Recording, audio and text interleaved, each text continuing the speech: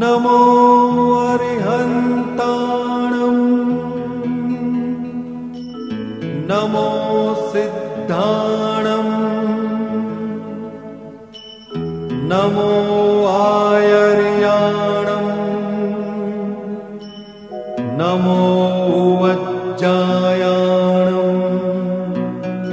नमो लोये सव्वसाहुणम् एसो पञ्चनमुक्कारो सर्वपावपणासनो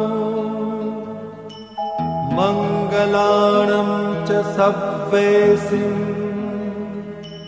परमं हवै मङ्गलम्।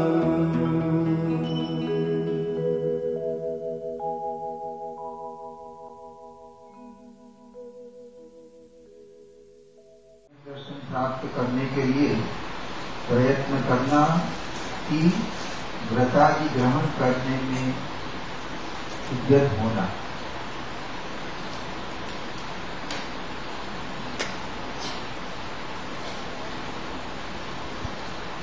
प्रश्न बहुत बढ़िया है।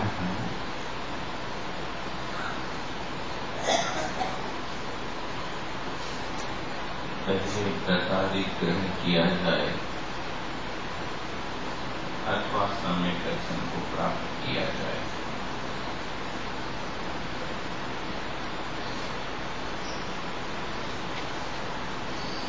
वास्तव में देखा जाए तो सम्यक दर्शन के बिना यदि व्रतादि का आचरण करता है तो सम्यक प्राप्ति में कारण हुआ करता है, और व्रतादि के बिना यदि सम्यक का आचरण करता है तो वह भी संभव है। अंतर इतना है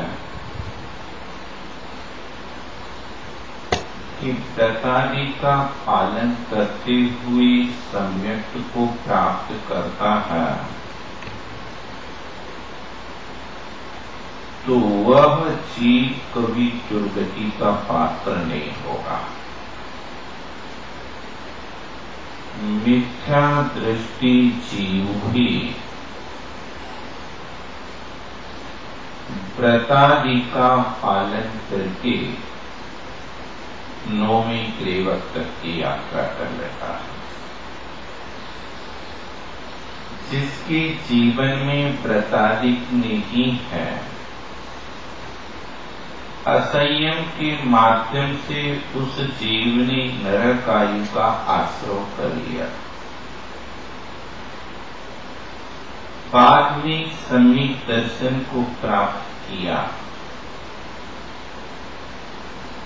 तो सम्यक दर्शन की इतनी सामर्थ्य नहीं है कि जिसने नरक आयु का आश्रय किया है उसको नरक से बचाया जाए। समझ में आए? पहले नरक आयु का आश्रय कर लिया और बाद में वो सम्यक दर्शन प्राप्त करता है तो सम्यक दृष्टि को नरक जाना पड़ेगा, नियम है।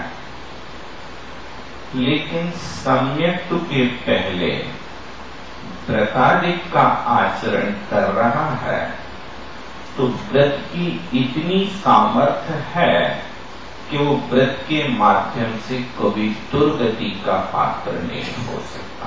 मिथ्या दृष्टि भी व्रत पाले, चाहे अनुव्रत पाले या महाव्रत पाले, तो वो देव गति का ही पात्र होता है।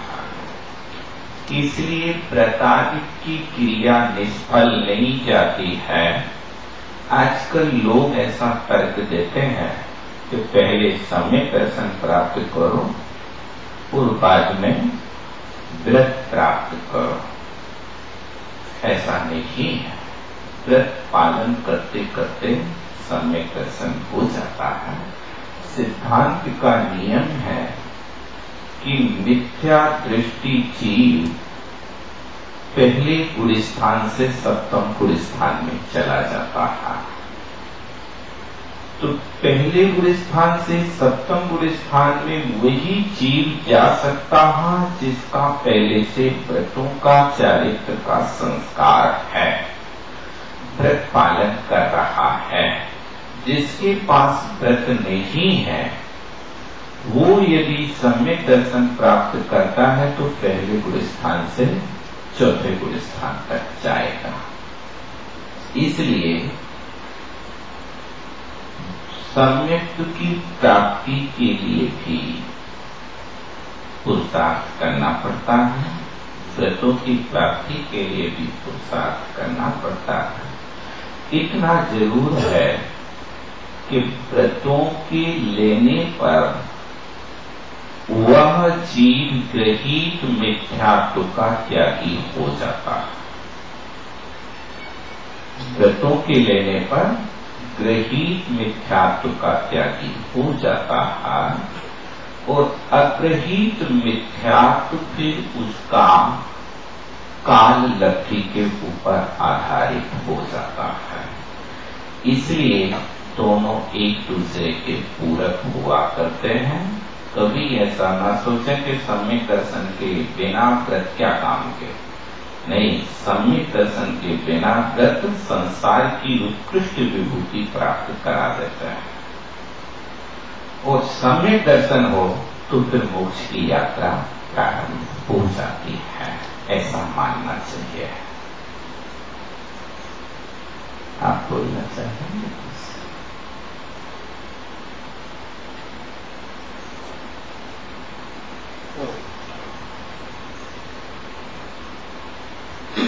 इस नए की अपेक्षा को मुक्त करके हम बोल रहे हैं वो बात है, क्योंकि निश्चय प्रति जहां पर सम्यक तो नहीं है वहां पर सब कुछ होता नहीं। तो यह सोचनीय है कि बैलेंस तो रखना है। किसी को भी सम्यक दर्शन प्राप्त करना है तो उसको माध्यम तो देव गुरु धर्म का है और तत्व ज्ञान के अभ्यास का है।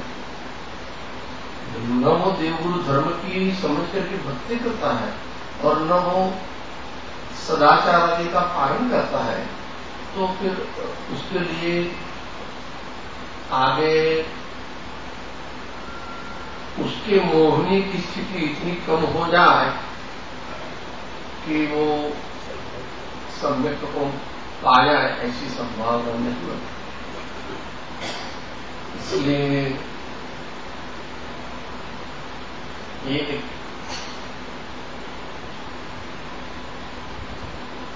उसको गुजरात में कोयडा कहते हैं, पजल क्या कहते हैं, पजल हिंदी में क्या कहते हैं, पहेली पहेली पहेली पहेली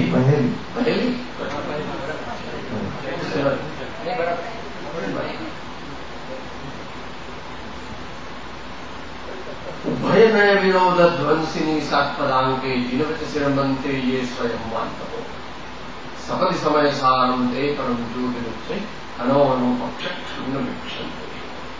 जिसको सम्यक प्राप्त करना है उसको देव शास्त्र गुरु की शरण अवश्य ग्रहण करना है, ये व्यवहार से और निश्चय से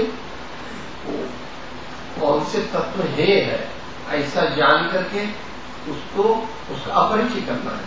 जो उपादेय तत्व है उसका परिचय करना है और जो गिने है उसमें मध्यस्थ रहना है। तो प्रश्न का जवाब तो यही रहेगा कि सबके लिए एक नियम नहीं, मगर व्रत पालन की अगर कुछ सूक्ष्म परीक्षण किया जाए, एनालिसिस किया जाए तो लोग यही कहते हैं खाना नहीं खाया बहुत बड़ा धर्मात्मा, ऐसा होता है। तो ये समझना चाहिए कि उसने खाया नहीं तो वो बहुत बड़ा धर्मात्मा हो गया। तो ये कोई ज्यादा समझती चीज हमें तो नहीं लगती। इसका मैंने ये नहीं कि बाह्य व्रत आदि की अगत्य नहीं है, मगर पूरा मोक्ष मार्ग ही सूक्ष्म ही है और उसमें मुख्यता भाव की। वो बात अलग है कि ऐसे भाव करने के लिए ऐसे सर्कमस्टेंसेस संयोग आदि अनुकूल होने चाहिए। शरीर की क्रिया करे और इससे अपने को मोक्ष मिल जाएगा ऐसा माने तो इस समय की व्यवस्था तो नहीं। अनादिकाल से संसार में भी जीव शरीर से ही सब मानता था और जब मोक्ष मार्ग की ओर आया तब भी शरीर से ही सब कुछ अपना श्रेय मानता, शरीर की क्रिया से ही अपना श्रेय मानता। तो वह कहां तक समीचीन है, इसका गंभीर का विचार करना चाहिए। ऐसा तो कहेंगे ही, तो बात तो ये कुछ लगती है अटपटी, मगर अटपटी है नहीं। बच्चा किसका है? व्यवहार की बच्चा जितना मां का है उतना पिता का है, और जितना पिता का है उतना माता का है। तो संस्कारवश, संयोगवश, अपने विवेकवश और अपने पुण्य से प्राप्त गुरुवश वगैरह सबको देख करके जो कुछ भी जीवन जिए, चित्त शुद्धि अवश्य होनी चाहिए। परिणामों की निर्मलता यथापद्धि, भले बड़े व्रत न ग्रहण कर सके तो भी होनी चाहिए। और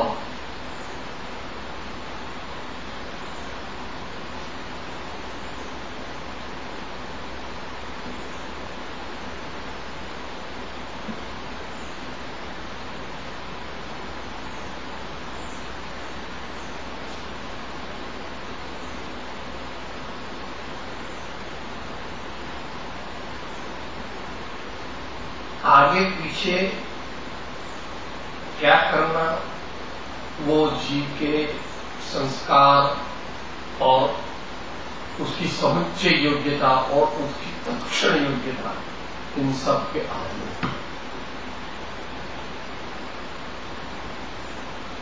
अध्यात्म पद्धति की मुख्यता अगर जिसके जीवन में है समीचीन रूप से, तो वो सम्यक को आगे रखेगा। और साथ में व्रतों को तो नहीं, व्रत उसको होता ही नहीं, सम्यक के शुभ भावों को रखेगा। तो ये आगे बताइए।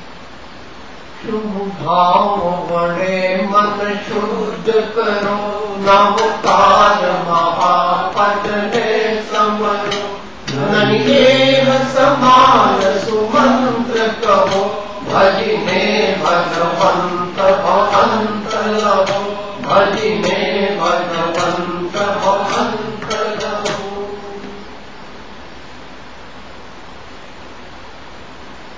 प्रश्न का उत्तर सबके लिए एक नहीं है। जनरलाइजेशन पंडित जी की, और वैसे ही पंडित जी ने बोला हो चले कौन गया सर जी। इसका श्रीमद जी ने अच्छा बैलेंस किया है आत्मसिद्धि में। त्याग ये शुरुआत नहीं कहा था, त्याग विराग में चित्तमा અને પછી વૈરાગ્ય આદિ સફળ એ બેલેન્સ પૂર્વક ચાલે છે। એમાં બંને વાત આવી જાય છે। होने की नहीं, वस्तु का स्वभाव ही ऐसा है। मोक्ष मार्ग का की सिद्धि इसी प्रकार की जाती है। जो गाथा है वो कहते हैं, साथ में बोले उनका वो सांस्कृतिक गुजराती है, गाथा नहीं है। त्याग विराग चित्तमा सायन तेने ज्ञान, अटके त्याग विराग मा ओ भूले निज भान, वैराग्यादि सफल जो सब आत्म ज्ञान मज आत्म ज्ञाननी प्रातिगणानी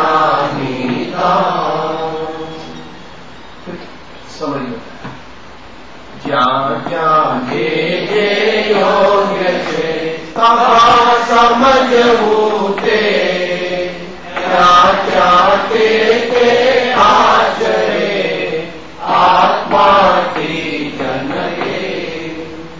उपचरण होता है ऐसा कैसे होगा? सेवे सदगुरु चरण में त्यागी जय निज पर पामे ते परमार्थ में निज पद नो लेला।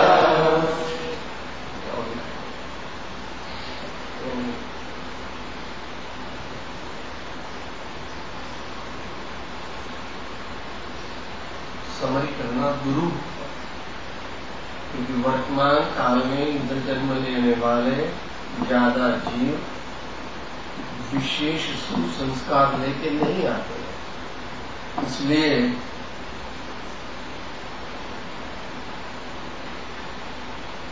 उनको सुसंस्कारित करने के लिए या सद्गुण संपन्न बनाने के लिए सत्संग की आवश्यकता अवश्य नहीं है, अनिवार्य है। मगर गुरु भी सदगुरु होना चाहिए। थोड़ा कठिन हो जाता है, क्योंकि आत्मज्ञान एक वस्तु ऐसी है जिसका कोई बाहर का नाप तोल नहीं है। तो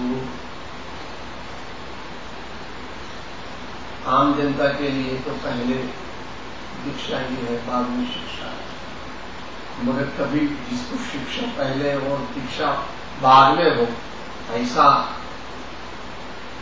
हो तो वह असमीचीन है या असंभव है, ऐसा कहना भी ठीक नहीं। बहुत कठिन है ये बात कि समीचीन रूप से अध्यात्म और सिद्धांत का अपने साधना जीवन में समन्वय करवाना, वो करीब करीब आचार्य भगवान के शब्दों में कहते हैं 269, वो एक आठ होता है। स्याद्वाद कौशल सुनिश्चल संयमाभ्याम यो भावयत्य हर संयोपयुक्त ज्ञान क्रिया नय परस्पर तीव्र मैत्री पात्रिकृत आश्रय की भूमि मीमांसा है। वहां तो ऊंचे की स्थिति की बात बताई है, क्योंकि सर्वविशुद्ध ज्ञान अधिकार के बाद वो परिष्कृत मिल जाए वो। तो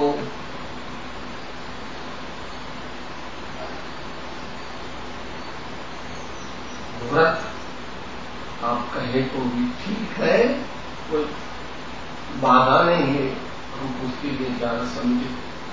सच्चे सत्संग की आराधना ऐसा है, सच्चे सत्संग की आराधना सुपात्रता को प्राप्त करने के लिए, या सुपात्रता अगर आगे से लेकर के आया है तो सुपात्रता सही। सत्संग की जैसे जैसी साधना समीचीन रूप से होगी, वैसे उसकी तरक्की होती जाएगी, यानी कि मोह का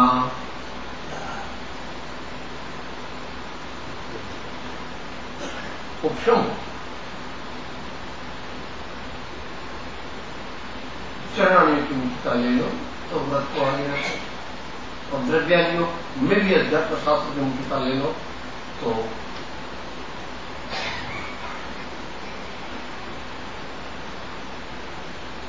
सदाचार पूर्ण तत्व ज्ञान सहित सत्संग की उपासना।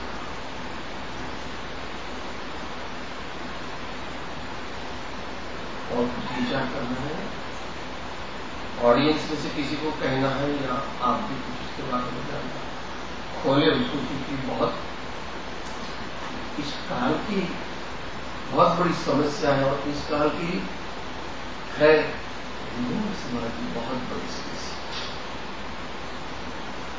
पार्टली ये और अध्यात्म साधना में नहीं आता है, फिर भी इसका एक प्रभाव तो समाज पर पड़ने वाला ही है। एक कहता है छोड़ो ये सब समय सार वगैरह, कुछ काम का नहीं है, वो काम का नियम है ना, अभी तुमको जब बुरी हो जाओगे तब काम में आएगा। और दूसरा कहता है अरे व्रत लेना तो वो तो फिजूल है। तो ये दोनों के बीच में ट्रुथ जो है वो तो अपने को ही समीचित, अपने भावों की निर्बलता और उसका प्राथमिक साधन तो भगवान को जानो, भगवान की शरण, गुरु को संतों को जानो उनकी शरण, और भगवान की वाणी को जानो उसकी शरण। तो भगवान की वाणी जानने में प्राय करके तो सब जीवों की जरूरत पड़ती है, मगर वो भगवान के धर्म को जानना मैना तो उसमें अध्यात्म शास्त्र को बाधा रख देना, ये तो सर्व की बात हम नहीं कहें या हम नहीं माने, क्योंकि इन सब अध्यात्म शास्त्र को छोड़ दो, बाकी के सब शास्त्र ठीक है, उसका तो अध्ययन बराबर नहीं है। मगर ये जो करीब करीब जो कुंकुम स्वामी के शास्त्र है, 1200 रेखा को छोड़ करके उसको कुछ टच मत करो, तो ये कुछ ये इसे शरीर की उत्पत्ति तो अजय कुछ उसको मालूम नहीं, जैन भगवान जी भगवान क्या है वो भी मालूम नहीं था, और भगवान क्या है वो भी मालूम नहीं क्या। तो इस बात में निष्पक्ष होकर के व्यक्तिगत रूप से अपनी समुच्चय योग्यता देख करके गुणवान मनुष्यों की संगति में रह करके जो अपना जीवन निर्मल बने, सद्गुण संपन्न बने, और ऐसा भी करके अपने सही स्वरूप की ओर झुके, जानने की, मैं अपने स्वरूप की नहीं कहूंगा, ना तत्व की ओर झुके, क्या ये है, क्या ज्ञेय है, क्या उपाय है, इनको पहले जाने और बाद में योग्य प्रयोग करें, संत समागम में या गुरु के शरण। तो यहाँ तक इसकी विचारणा हो सकती है, इसके बारे में और भी अपने कुछ विचार और अगेंस्ट हो तो उसको अपन फिलहाल ही उसका समाधान करना है।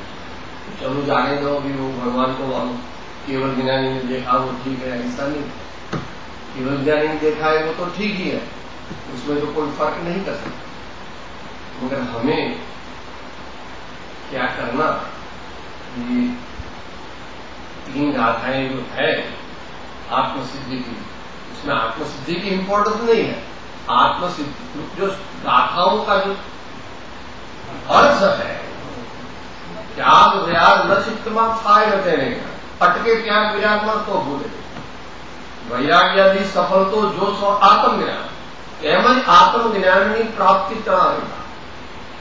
और ये भी समझ में ना आवे तो जहां जे युद्ध से कहा समझ मुते चाहता के आते आत्मा मैंने क्या, अपने भावों की विशुद्धि करो, अपने जीवन की विशुद्धि करो, आगे मालूम पड़ जाए।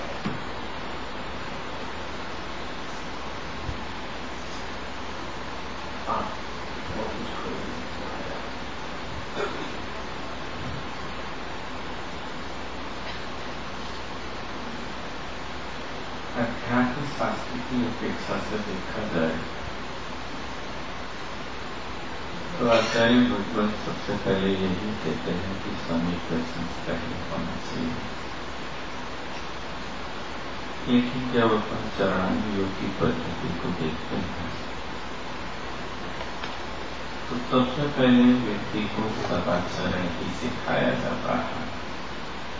प्रथम भूमिका में अपन भी कहते हैं वे बच्चा 8 वर्ष का हुआ है तो उससे अपन ऐसा नहीं कहते कि तुम समय दर्शन को ग्रहण करो, लेकिन यही कहा जाता है कि आप 5 जुगम 3 मकारों का त्याग करो। एक चरणांग योग की पद्धति है।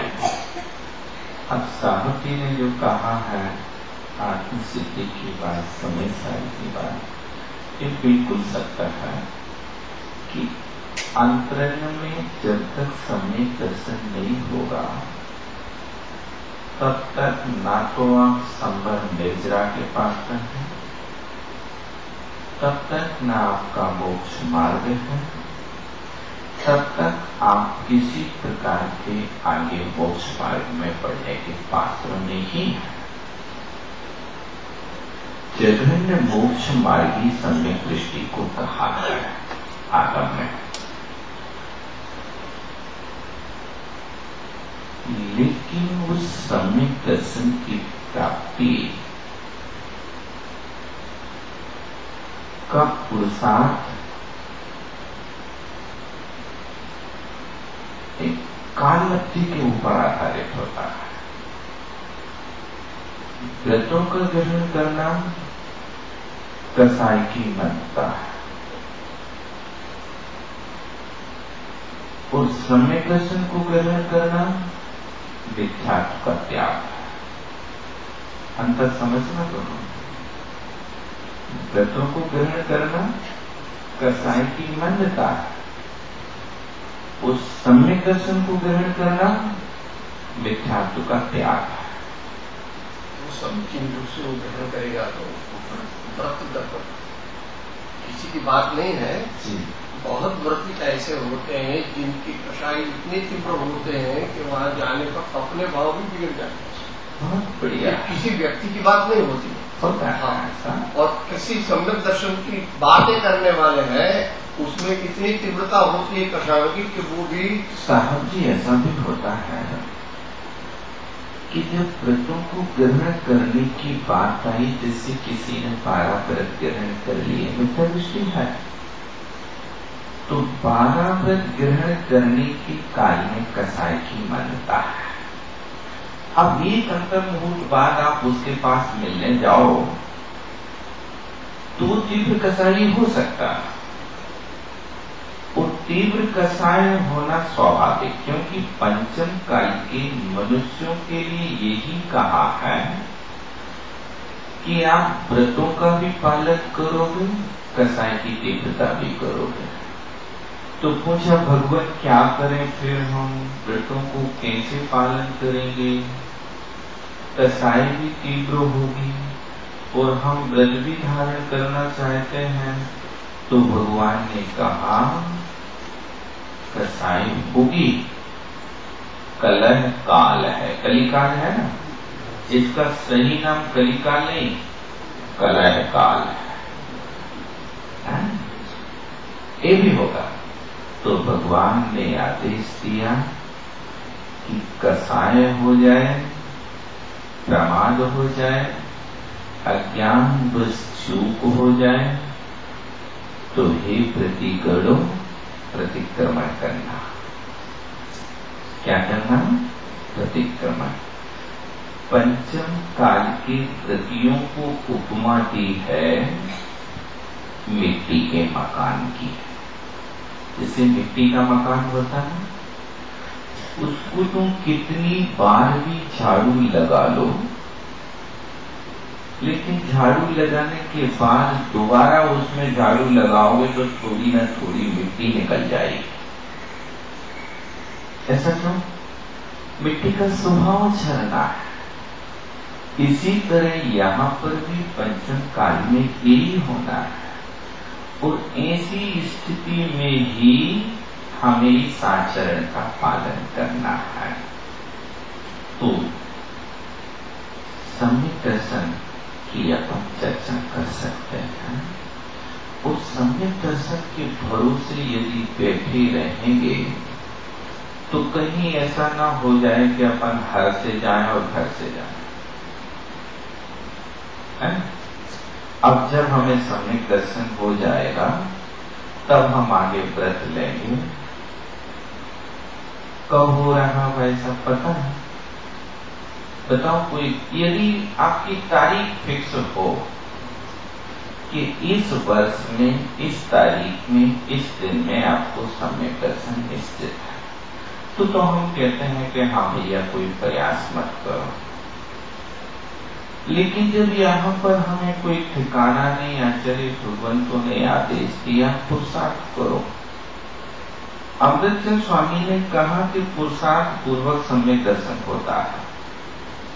पुरुषार्थ सिद्धि उपाय अखिल प्रयत्न समुपाश्रयणीयम, सब प्रयत्नों के साथ सम्यक दर्शन की उपासना करना चाहिए। ऐसा पुरुषार्थ सिद्धि उपाय में 19 नंबर के श्लोक में अमृतचंद स्वामी ने लिखा है। ठीक है, पुरुषार्थ पूर्वक होता है, लेकिन उस पुरुषार्थ के साथ में आप कहो कि सफलता मिल ही जाए, इसका कोई ठिकाना नहीं है। आप मान लीजिए सोते हैं तो सोने के लिए भी प्रयास करते हैं, पुरुषार्थ करते हैं, नहीं करते? बताओ क्या क्या पुरुषार्थ करते हो? बिस्तर बिछाते हो, लाइट बंद करते हो, ऑल आउट या मच्छरदानी लगाते हो, पंखा चालू या कूलर वगैरह जो भी आप लोग करते हैं वो करते हो। और फिर इसके बाद बिस्तर पर तो लेटते ही साथ नींद आ जाती है आपको। आप लेट गए बिस्तर पर, आपसे पूछा भाई साहब आप कितने बजे सोए थे? बताओ कितने बजे सोए? आपने कहा हम 11 बजे सोए थे। तो 11 बजे सोए थे तो 11 बजे आप उस समय घड़ी देखी थी? हाँ, जब घड़ी देखी थी तो सो रहे कि जग रहे? बताओ, उस समय तो सोया नहीं आपने, सोने का प्रयास किया है, पुरुषार्थ किया है। हमने अपने काम धंधे बंद कर दिए, अब नींद कब आई? नींद कितने बजे आई? कोई परफेक्ट टाइम नहीं बता सकता कि इतने मिनट इतने सेकंड पर हम सोए हैं। बता सकता कोई? ऐसा कोई नहीं बता सकता, केवल भगवान बता सकते या दूसरा अवधि ज्ञान बता सकता। तुम्हारा अवधि ज्ञान भी काम नहीं करेगा, क्योंकि जब नींद आएगी तो अवधि ज्ञान काम नहीं करता, नींद के कारण। तो जैसे अपन नींद को लाने के लिए पुरुषार्थ करते हैं, सारी क्रियाएं अखिल प्रयत्न है, सब प्रयास किया, अब नींद आए फिर उसके भरोसे है। कितनी देर बाद आती है? कभी घंटों भी आपको बिस्तर पर करवटें बदलना पड़ती है, और कभी कभी तो ऊंट की गाड़ी पे बैठे हो तो ही नींद आ जाती है। देखा कर? तो सम्यक दर्शन का पुरुषार्थ हो, तो चरणानुयोग की पद्धति उसमें साथ हो। मोक्ष मार्ग जो प्रारंभ होता है वो चरणानुयोग की पद्धति से होता है। मोक्ष मार्ग अध्यात्म कहीं भी गुण स्थान को स्वीकार नहीं करता। अध्यात्म में आपको कहीं गुण स्थान नहीं मिलेगा।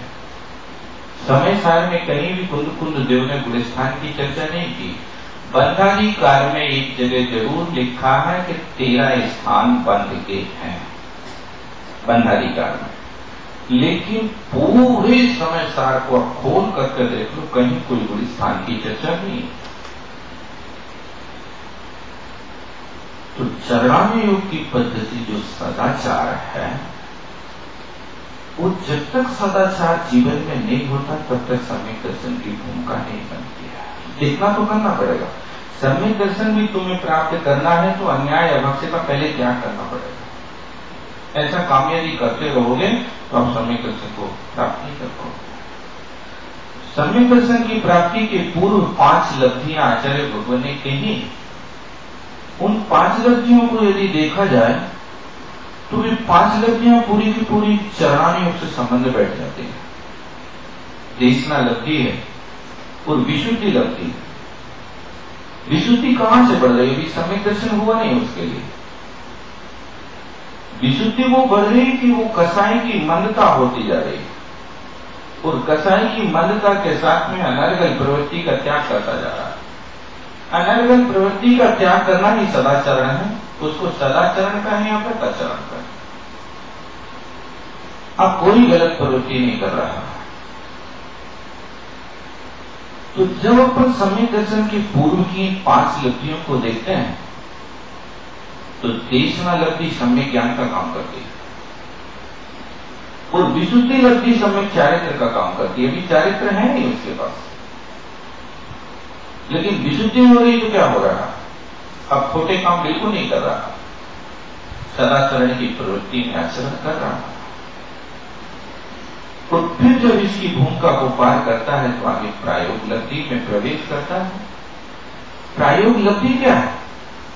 प्रायोग लब्धि में उसका सदाचरण इतना बढ़ जाता है, इतना बढ़ जाता है, इतनी विशुद्धि बढ़ जाती है कि उस प्रायोग लब्धि के काल में वो 34 बंधाचरण करके 46 प्रकृतियों का संवर कर देता है।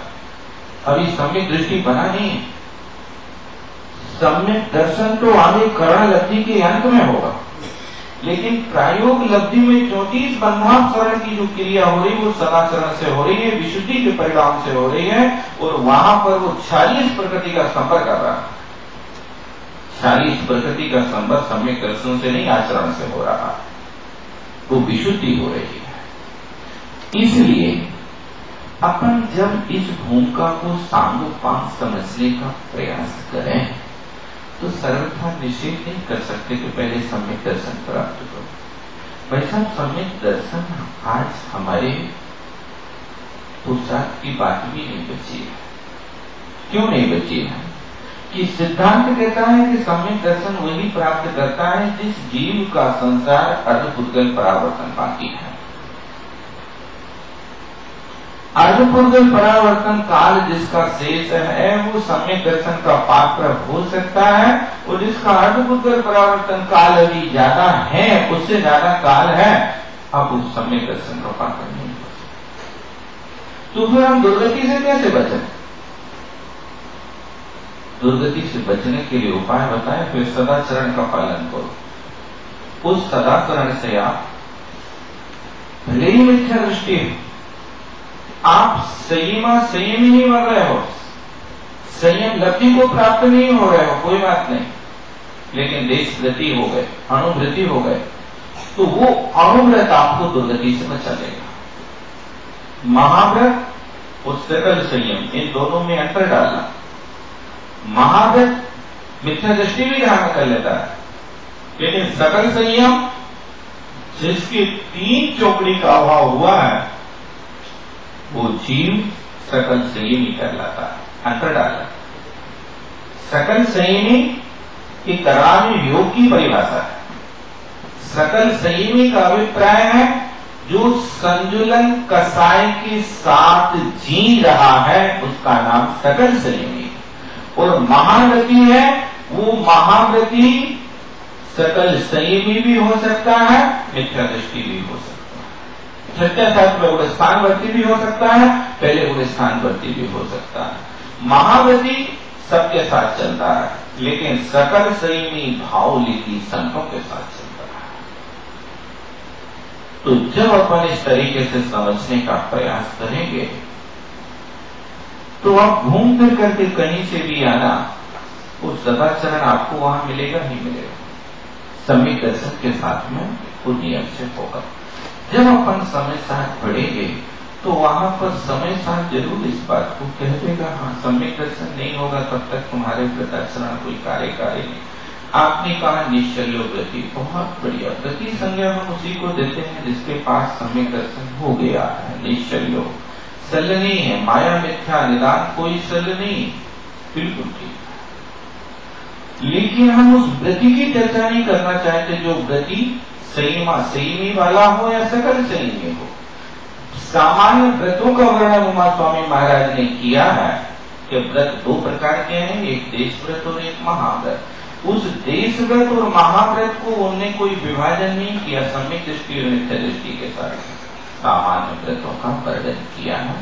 व्रतों के पात्र सभी हुआ करते हैं, लेकिन आचार्य महाराज ये भी कहते हैं कि अणुव्रति और महाव्रति में और संयम लब्धि स्थान में क्या अंतर है?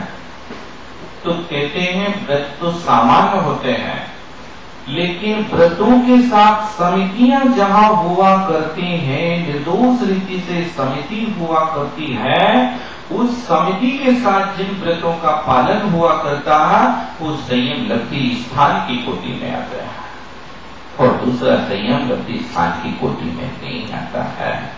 विवक्षा को समझने का प्रयास करना, साहिब जी ने भी जो कहा है उस अपेक्षा से वो भी सही है, तो चरणानुयोग की अपेक्षा से देखें तो ये भी सही है, लेकिन इतना जरूर है कि जितना हो सके प्रयास अपन ऐसे ही कर सकते हैं। हमारी आस्था देव शास्त्र गुरु से तभी जुड़ेगी जब आप खोटी प्रवृत्ति से दूर हटेंगे, इस ओर आपका मुख होगा, तब कहीं आपके प्रति वो भावना जागृत होगी कि वास्तव में आज तक हम व्रती तो कहलाते रहे, लेकिन जो हमारे अंदर विधि होना चाहिए उसकी अनुभूति आज तक हमको नहीं हुई। ऐसा अपन देख सकते हैं। तो वैराग उसके अंदर जागृत होता है, और वैराग्य जागृत होता है तो एक अंतर मुहूर्त में अपना पुरुषार्थ करके वो सम्यक दृष्टि बच जाता है। तो जिसके पास पहले से कोई व्रताचरण संवेग वैराग्य की कोई भावना नहीं रही, उस व्यक्ति के लिए निमित्त भी मिलता है तो वो आलसी बना पड़ा रहता है। आलसी होता है ना, वो कहता है आज का काम कल कर लेंगे, कल का कर ले परसों, जल्दी जल्दी क्या पड़ी है, अभी तो जीना परसों, और ऐसा कह देता है।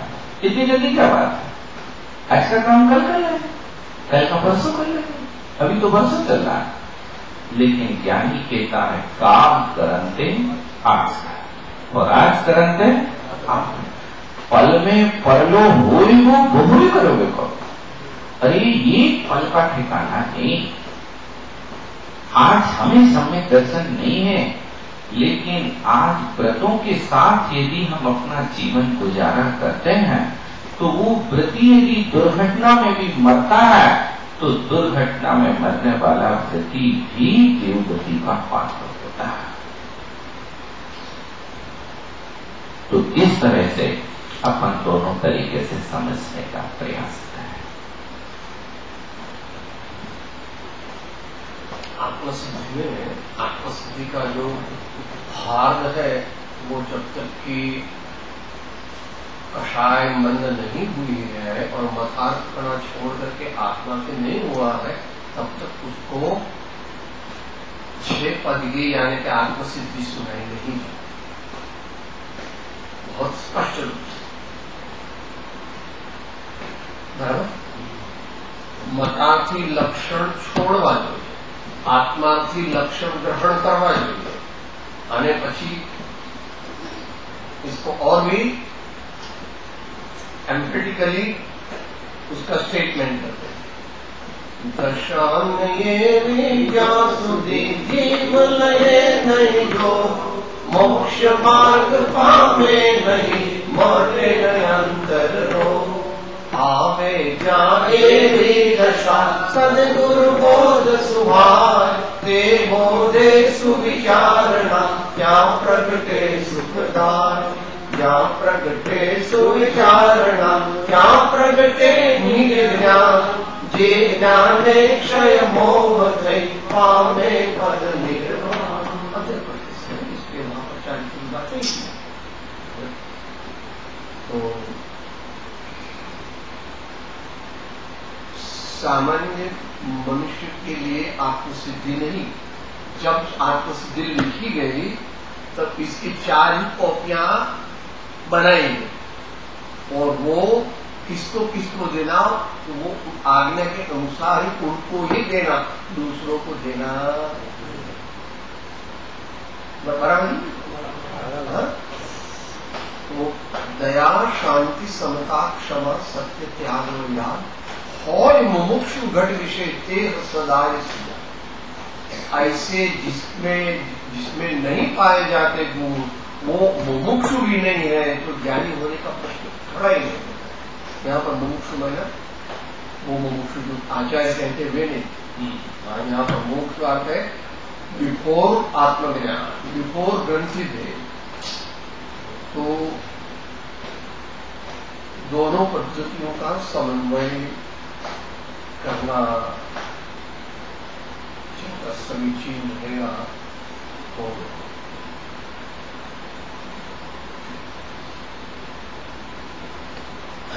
यद्वा तद्वा किसी भी असमीचीन व्यक्ति को भी बहुत बड़े पद देना आदि से फिलहाल शासन की बहुत अपकीर्ति अन्य धर्मात्माओं ने भी देखी है। ऐसे जैन के ऐसे जैन त्यागी होते, ऐसे सत्याग्रह के लिए ये बात नहीं है, मगर सिग्निफिकेंट नंबर के त्यागियों के लिए बात। तो सामान्य अणुवतादी लेने में कोई दिक्कत नहीं, मगर महावतादी किसी को भी भूले नहीं। आध्यात्मिक दृष्टि से तो भूल जाओ, तो उसका कल्याण है ही नहीं, हो ही नहीं सकता। मगर सामाजिक दृष्टि से और एक जैनत्व के व्यावहारिक संरक्षण के लिए भी वो चीज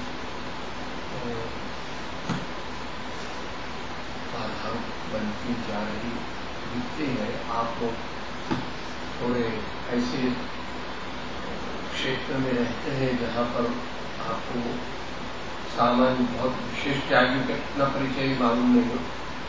हम तो गुजरात महाराष्ट्र की बात ज्यादा हो, साउथ राजस्थान की बात ज्यादा, मगर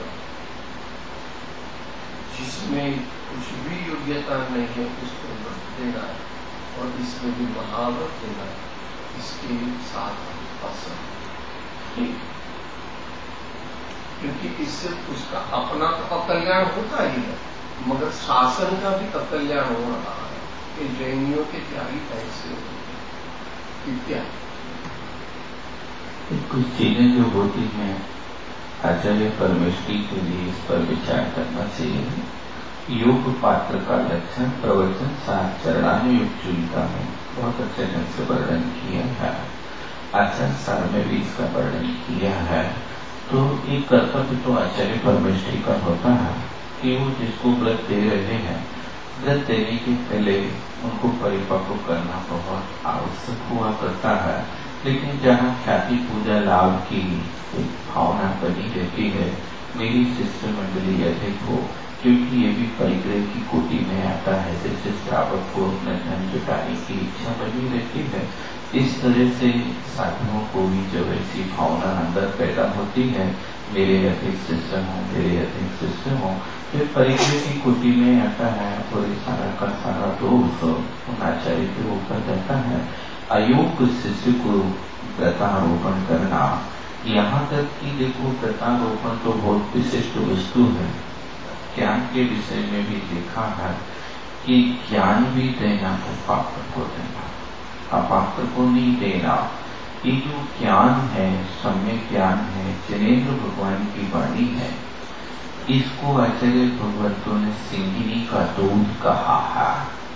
जैसे सिंगिनी का दूध स्वर्ण पात्र में ठहरता है, दूसरी वस्तु में नहीं ठहरता है। ताम्र पात्र या पीतल के पात्र में रखोगे तो वो सिंगिनी का दूध रखते वो पात्र भर जाता है। इसी तरह जिनेन्द्र भगवान की वाणी को आचार्य धरसेन भगवान ने आपने सुना होगा, जब पुष्पदत्त भूत बली महाराज को विद्यादि ज्ञान दिया तो उनको पहले 2 दिन के उपवास करवाए और उनको व्रताचरण यानी अच्छी तरह से परीक्षा की, और जब परीक्षा में पास हो गए तब कहीं उनको अपनी विद्या दी। लेकिन आज तो बहुत मुश्किल है, कहाँ ऐसे योग शिष्य मिलते हैं भैया। धर्म की परंपरा बनी रहे, इसको भी कुछ लोग ध्यान में रखते हैं, इसलिए बिना परीक्षा किए जो जैसा आया चलो भैया, कम से कम थोड़ा तो संस्कार बनेगा। इस उद्देश्य से वहां पर सब क्रियाएं होने लगी, प्रकाशरण की, ज्ञानाचरण की, आदि आदि। लेकिन इतना जरूर है कि ये विषय अपनाने उन आचार्य भगवतों के सामने जाकर के यदि इसका आंदोलन किया जाए कि आप योग शिष्यों को दीक्षा दें, अयोग को न दें, हो सकता है इसमें कुछ सुधार हो सके। बाकी तो और कोई संभव नहीं है, क्या कर सकते हैं। देना उनको है, कुछ समाज के बीच में समाज को निर्वाह करना है। अब सक्रिय यदि इस विषय में समाज भी हो जाए तो भी काम हो जाए, लेकिन समाज भी सोचती है कि हमारे गांव में तो 2-4 दिन के लिए आए, हाथ जोड़ो पिंड छोड़ो, कौन नंगा से पंगा लेगा, ऐसा भी सोच करके लोग टाल देते हैं, करते हैं तो लोग फिर आगे सोच जाते हैं। विचारणीय स्थिति है, साहब जी ने जो कहा है, लेकिन अपना उसमें कोई बस नहीं है। अपन तो इतना कहते हैं कि अपनी जितनी परिणाम विशुद्धि हो सके उस परिणाम विशुद्धि के लोग सदाचरण का पालन करें, जितना जितना अपना परिणाम विशुद्ध हो उसको आगे बढ़ाने का प्रयास करें। यही पंचम काल में अवलंबन है। पंचम काल में स्वर्ग आदि जाने की भी व्यवस्था है। कितने लोगों को यहाँ से स्वर्ग जाना है, कितने लोगों को नरक जाना है और कितने लोगों को विदेश क्षेत्र जाना है, ये सारी की सारी व्यवस्था पहले से अपने यहाँ आगम में लिखी रखी है। तो अपन रोक नहीं सकते भविष्य, लेकिन अपना काम करें, अपनी विशुद्धि बढ़ाएं, बस इतना प्रयास कर सकते हैं।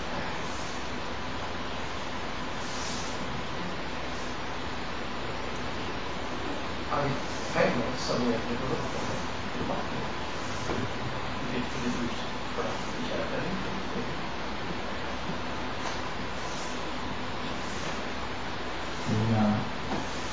ધર્મવાર્તાની સભામાં થાય છે ને, તો પ્રશ્નકર્તાને એક વિનંતી છે કે પ્રશ્ન છેલ્લી મોમેન્ટમાં ન મોકલાવે છે, થોડા આગલા દિવસે રાત સુધીમાં મોકલાવી દઈએ